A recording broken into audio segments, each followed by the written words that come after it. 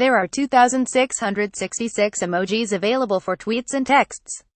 Everything from a butterfly to a croissant to a unicorn. But global health advocates think there's one important emoji that's missing: the mosquito. It is, after all, the world's deadliest animal. The diseases it spreads, like malaria and dengue, cause 1 million deaths a year.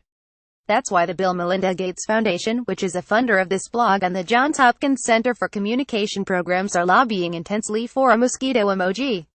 Having a mosquito emoji would be a welcome change, say Cornell University doctoral students Talia Shragai and Kara Fickrig, who study mosquitoes. Because really, using a sword next to a butterfly or a bee paired with a caterpillar, some of the emoji workarounds they've seen and used in text messages and tweets, just isn't good enough. Now the proposal for a mosquito emoji made it onto a list of 67 finalists that could be available on smartphones and electronic keyboards next year. Other finalists include a sliced bagel, a woman's flat shoe, and a frowning pile of poo, which would, if approved, join a smiling pile of poo. Editor's note: because our boss is a lacrosse lover, we should note that a lacrosse stick is a deserving finalist. Now it's easy to imagine how popular a lacrosse emoji would be. But why do we need a mosquito emoji? The idea, say the Skeeter backers, is to use it in informal messages that raise awareness about mosquito-borne diseases. Not to downplay the importance of the poo emoji, but I think we could have a real impact with the mosquito emoji, says Jeff Chertak, Senior Program Officer for Malaria Advocacy and Communications at the Gates Foundation.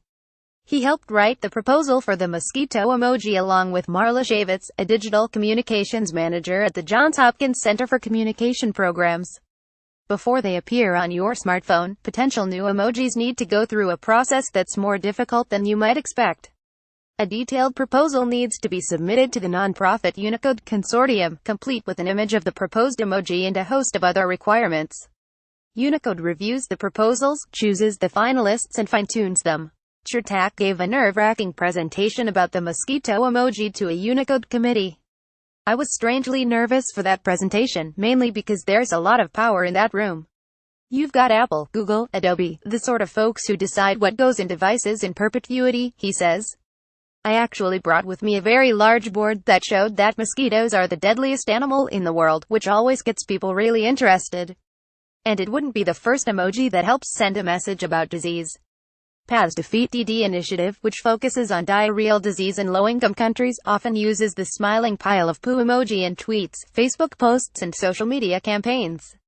We've always been decidedly playful in our approach, as a very purposeful way of talking about an uncomfortable topic, says Hope Randall, a communications officer at Path.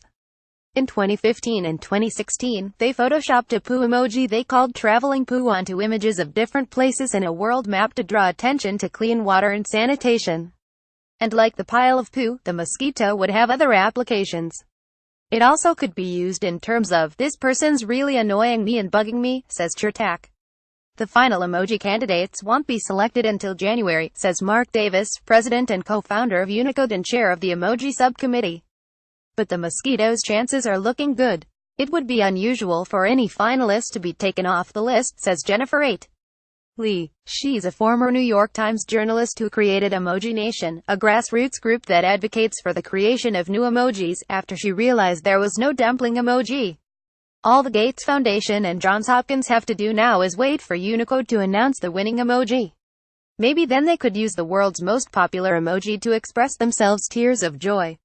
Courtney Columbus is a multimedia journalist who covers science, global health, and consumer health. She has contributed to the Arizona Republic and Arizona PBS.